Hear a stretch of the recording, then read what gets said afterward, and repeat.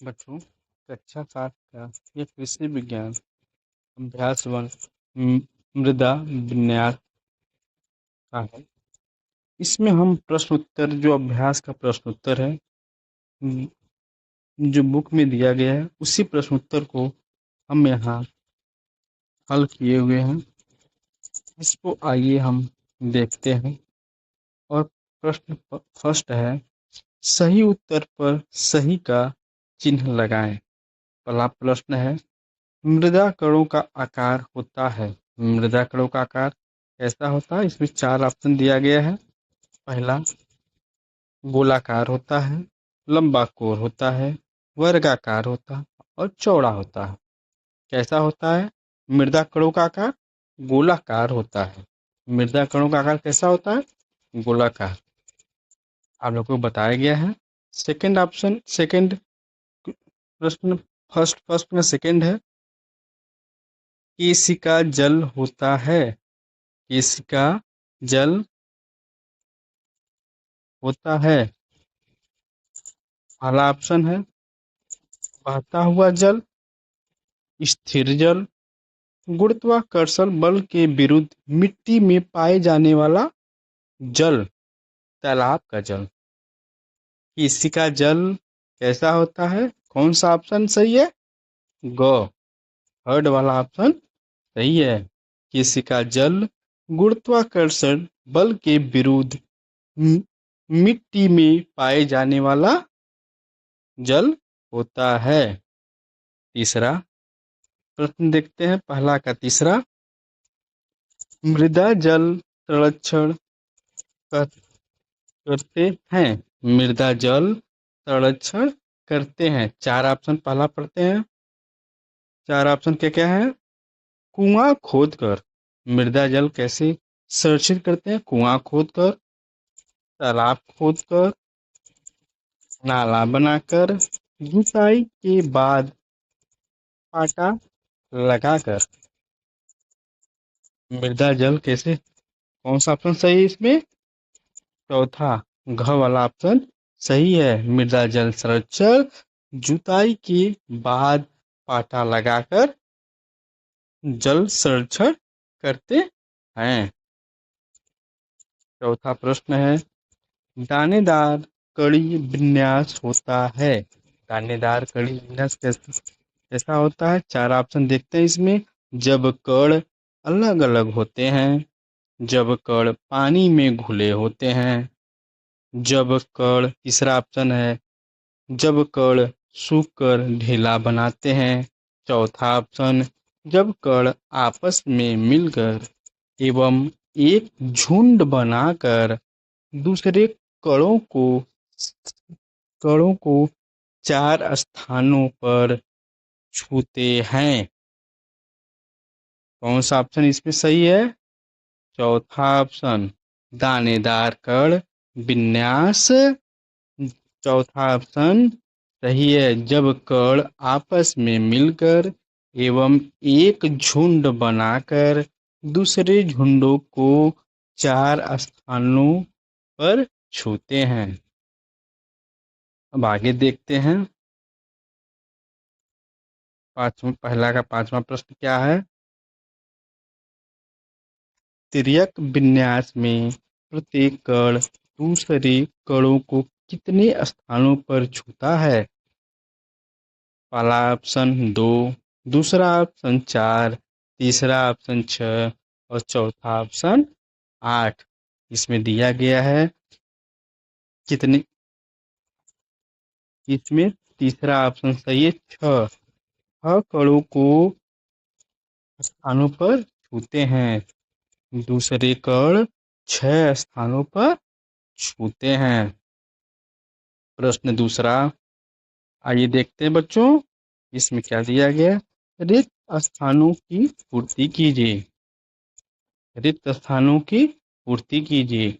इसमें जो मोटे अक्षरों में लिखा हुआ है, बोल्ड में, जो बोल्ड में किया हुआ है, वह उत्तर उसमें भरा गया है। जैसे इसमें देखिए, पहला में स्तंभी विन्यास में मृदा कण एक दूसरे से स्थानों पर मिलते हैं, 2 या 4? कितने स्थानों पर मिलते हैं? इसमें देखिए 4 स्थानों पे मोटे अक्षरों में लिखा हुआ है। इसमें 4 स्थानों पर मिलते हैं। जब ज, दूसरा दूसरे का दूसरा प्रश्न देखते हैं। जब जल वाष्प में परिवर्तित हो जाता है तो उसे अवस्था कहते हैं, ठोस या गैस। जब जल वाष्प में परिवर्तित हो जाता है तो उसे ठोस या गैस क्या कहते हैं? गैस कहते हैं। इसमें क्या भरा जाएगा? गैस। गैस इसमें मोटे अक्षरों में लिखा गया है। यह सही है। तीसरा ऑप्शन तीसरा प्रश्न तीसरा प्रश्न क्या है? म- भाग को रत्नावकाश कहते हैं, मृदा के ठोस भाग या मृदा के खाली भाग? इसमें क्या भरा जाएगा? मृदा के खाली भाग। चौथा, उर्वरकों के लगातार अधिक प्रयोग से मृदा हो जाती है, क्या हो जाती है? खराब। इसमें अच्छी और खराब दोनों दिया है। कौन सा अच्छी होगी या खराब होगी?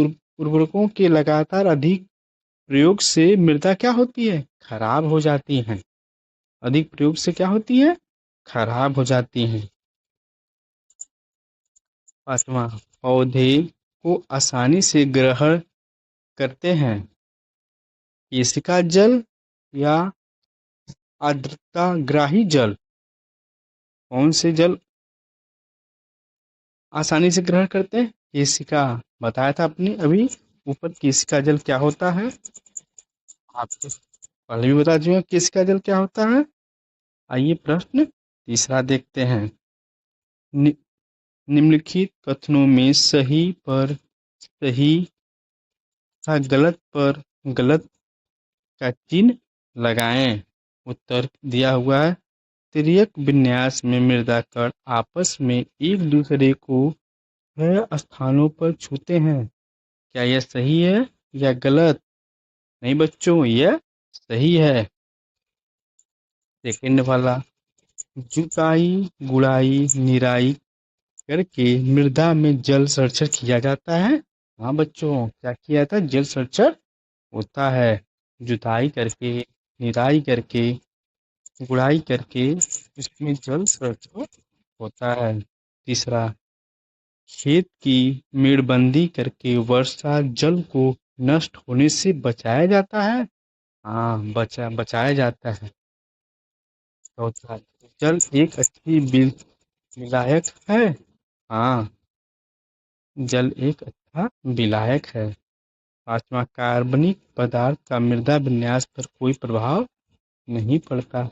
गलत।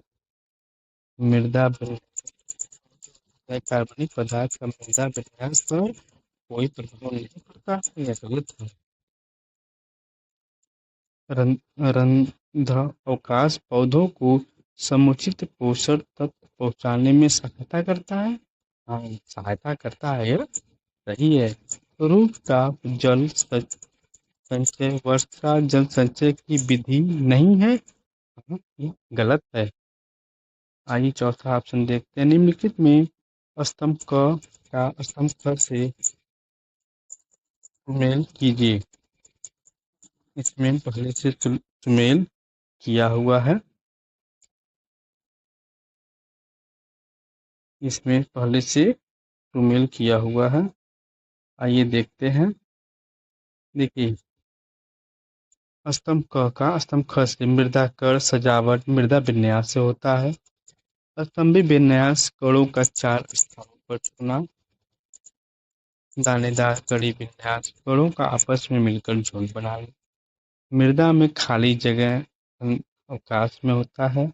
भूमि में नमी संरक्षण जुताई में होता है।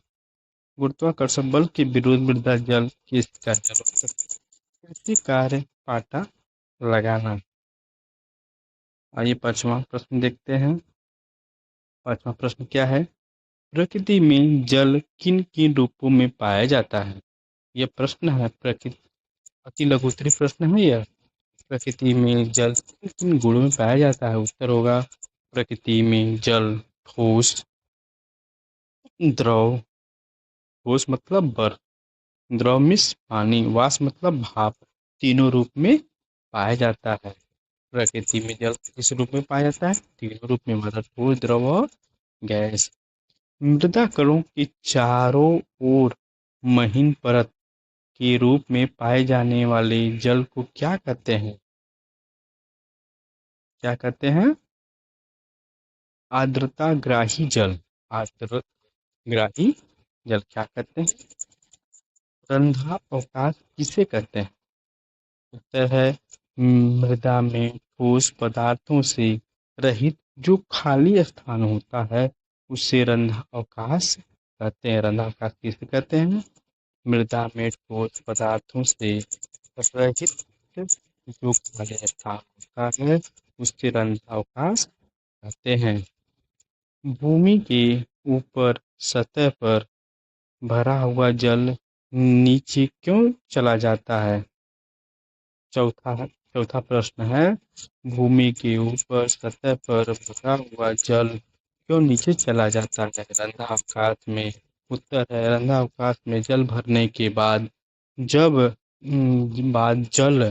पृथ्वी के गुरुत्वाकर्षण बल के कारण नीचे बह जाता है, क्योंकि पृथ्वी गुरुत्वाकर्षण बल हमें पृथ्वी की तरफ है।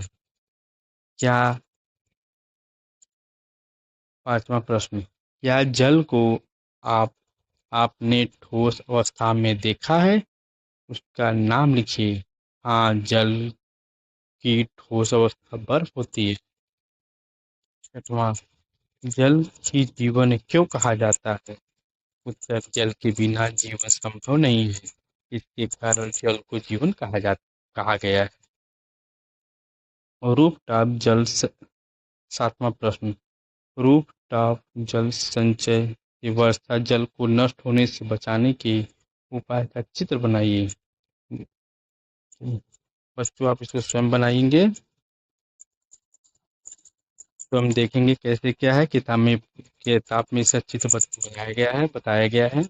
आप इसको देखिए, पढ़िए और फिर बनाइए। आठवां प्रश्न, खेत की मेड़बंदी करके वर्षा जल को नष्ट होने से बचाने के उपाय का चित्र बनाइए। इसका भी चित्र आप लोग बनाएंगे। छठवां प्रश्न आते हैं, मृदा विन्यास को परिभाषित कीजिए। मृदा विन्यास क्या होता है? आइए उत्तर देखते हैं। मृदा खनिजों एवं चट्टानों के टूटने फूटने एवं उनके बारीक कणों से बनी है। ये कण बालू, सिल्ट व मृत्तिका कहे जाते हैं। वे आकार में गोलाकार होते हैं और मृदा में विभिन्न प्रकार से सजे हुए होते हैं। मृदा कणों के इस प्रकार के वितरण या सजावट को मृदा विन्यास कहते हैं। सातवां प्रश्न, मृदा विन्यास कितने प्रकार का होता है? वर्णन कीजिए। उत्तर, मृदा विन्यास 4 प्रकार के होते हैं। स्तंभी विन्यास, तिर्यक या तिरछा विन्यास, संहत सघन विन्यास, दानेदार कड़ी विन्यास। आइए, स्तंभी विन्यास वाली मृदा भूरी व मुलायमदार होती है। ये मृदा खेती के लिए उत्तम व उपजाऊ होती है। तिर्यक विन्यास वाली मृदा में रंध्रावकाश कम होने से पैदावार कम होती है। सघन विन्यास वाली मृदा में जल और वायु का संचार मुश्किल से होता है। दानेदार कड़ी विन्यास सर्वोत्तम होता है। चिकनी, दोमट एवं दोमट मृदाओं में पाया जाता है। आठवां प्रश्न देखते हैं, मृदा जल को परिभाषित करते हुए इसके विभिन्न रूपों का विस्तार से वर्णन कीजिए। उत्तर है मृदा जल 3 प्रकार के होते हैं। गुरुत्वीय जल, केशिका जल, आर्द्रग्राही जल। गुरुत्वीय जल क्या होता है?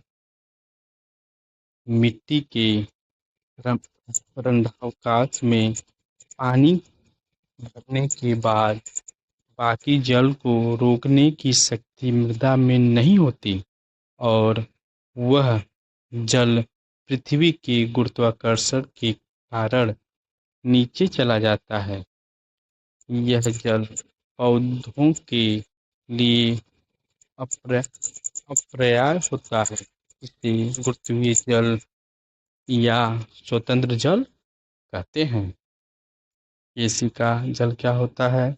गुरुत्वाकर्षण बल के विरुद्ध पर्याप्त जल मिट्टी के रंध्रावकाश में रुका रहता है, जिसे केशिका जल कहते हैं।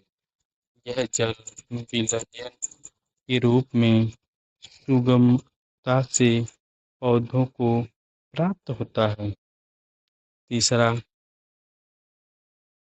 आर्द्रताग्राही जल। मिट्टी में कुछ जल ऐसा भी होता है जो मृदा कणों के मध्य इतनी मजबूती से एक महीन परत के रूप में जकड़ा रहता है, जो पौधों को प्राप्त नहीं होता। इस जल को आप आर्द्रताग्राही जल कहते हैं। सिंचाई के जल का कम भाग ही पौधों को मिल पाता है, उसका अधिकांश भाग रिसाव द्वारा बेकार चला जाता है और गुरुत्वीय जल या आर्द्रताग्राही जल के रूप में पौधों को अप- अपर्याप्त होता है। प्रश्न 9। प्रश्न 9 देखते हैं क्या है। वर्षा जल को नष्ट होने से बचाने के उपायों का वर्णन कीजिए। वर्षा के जो जल होते हैं उसको नष्ट होने से कैसे रोका जाए? उत्तर है वर्षा जल को नष्ट होने से बचाने के उपाय निम्न है। खेत को समतल करना व मेड़बंदी करना, इससे वर्षा जल बाहर जाने से रुकता है और जल निकास धीरे धीरे होता है।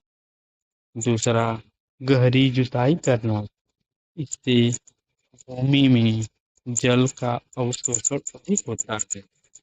तीसरा, ढाल के विपरीत जुताई करना, इससे खेत में पानी रुक रुक कर निकलता है। चौथा, छोटे छोटे बांधों का निर्माण, ढालू भूमि के निचले स्थानों में पानी को छोटे छोटे बांधों द्वारा रोक कर संरक्षित किया जाता है। पांचवा, वृक्षारोपण, जल के तेज बहाव को रोका जाता है। छठवां, झीलों, तालाबों व पोखरों को गहरा करके अधिक वर्षा जल एकत्रित किया जाता है, जो बाद में सिंचाई के काम आता है। छठा सातवां छत जल संचय, कम वर्षा वाले क्षेत्रों में वर्षा जल को नष्ट होने से बचाने हेतु यह एक ऐसी विधि है इसमें मकानों की छत से गिरने वाले पानी को मकान के पास ही गड्ढे बनाकर रोक लेते हैं, जिसका प्रयोग घरेलू काल व बागवानी हेतु करते हैं। 10वां, निम्नलिखित वर्ग पहेली में सही उत्तर को भरिए। ऊपर से नीचे की ओर, बाएं से दाएं। इसको कैसे बताया गया? केशिका जल, विन्यास, मेड़बंदी, आर्द्रताग्राही जल। पांचवा है रंध्रावकाश। छठा, जल चक्र। सातवां, गुरुत्वाकर्षण। धन्यवाद बच्चों। यह क्लास 7 का कृषि विज्ञान पार्ट 1 मृदा विन्यास है। इसमें आप इसको देखिए, समझिए